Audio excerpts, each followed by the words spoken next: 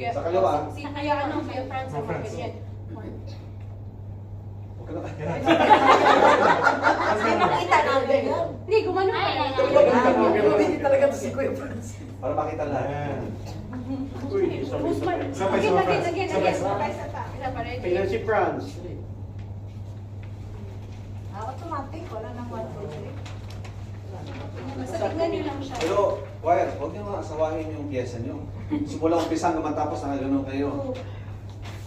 Maganda yung meeting last time with the Pastor Hanyet. Ang sinasabi niya is, yung choir is message nila.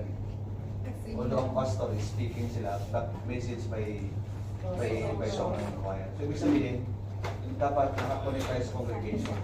Hindi sa presentation per se. Kaya ang mensahe sa awit eh. Oo, mensahe sa awit, di ba, sa Bisaya. Bisaya. So, ang ibig sabihin nun, you have to connect doon sa congregation. Kaya kung nakaganyan tayo, matapos na hanggang ano, Pwede lang mag-glance-glance namin yan. okay lang. Tingin mo na kayo. Pero makiganyan sa mga. Actually, patay mali sila, nakatingin kayo sa likod. Yun lang naman yan.